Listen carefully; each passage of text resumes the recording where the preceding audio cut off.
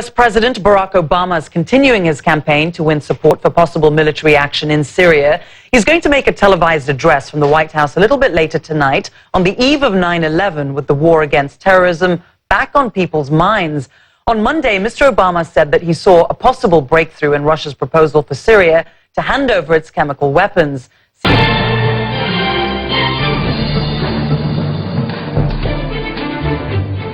I'd like to talk about Syria.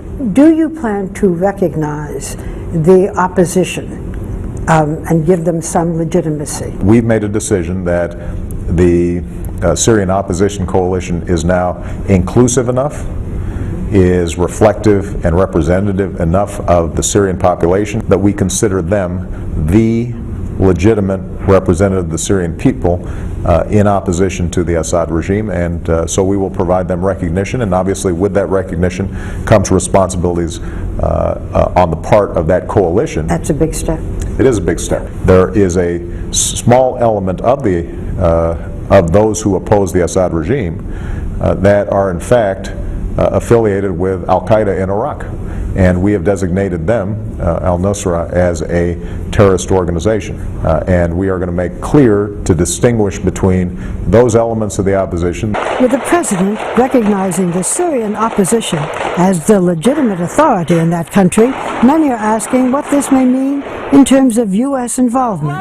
But today, a senior administration official said that there is still no plan to arm this group.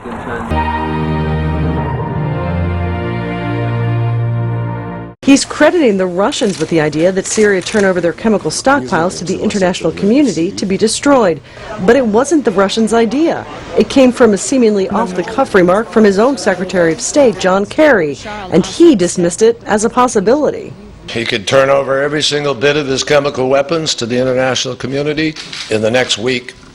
Turn it over, all of it, without delay, and allow a full and total accounting for that, but he isn't about to do it. The president's comments seem to contradict what we were hearing from even his own staff at the White House, at the State Department. They spent most of Monday trying to distance themselves from Secretary Kerry's comments, saying it wasn't an official ultimatum and trying to downplay the significance of the proposal they called Russia's idea. Within hours, Russia's foreign minister had jumped on the idea. Then, Syria's foreign minister said he welcomed the suggestion.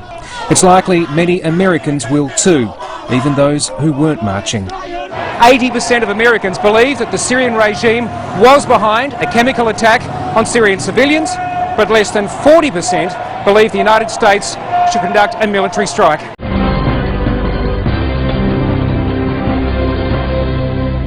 Japan's Chief Cabinet Secretary Yoshihide Suga also welcomed the Russian proposal. He said Japanese officials are consulting with other countries while keeping an eye on the response from Syrian leaders. But senior Republican senators who back intervention said Monday's developments should encourage Congress to vote yes and put pressure on the Assad regime to give up chemical weapons. I'm very doubtful and skeptical of the Russians and Assad, but there's one way to put them to the test. A week from now, if there's a real effort in the UN Security Council to pass a resolution requiring Assad to turn over his chemical weapons caches, and he agrees to do it, then I will have a different view. But a resolution with a plan is what I'm looking for in a week. The last thing we want to do is allow Assad and the Russians to drag this out. While there are still those who want action without delay, the American public remains deeply unconvinced. Opinion polls show the majority don't want military action. On Capitol Hill, the protesters were out in force to make those views known. The past day's events have certainly put a spanner in the works for President Obama's Yes campaign, but he's not giving up quite yet. On Tuesday, he'll continue talking to senators, and then he'll give a televised address from the White House. Whether through diplomatic or military means, he'll want to show that he and America still mean business.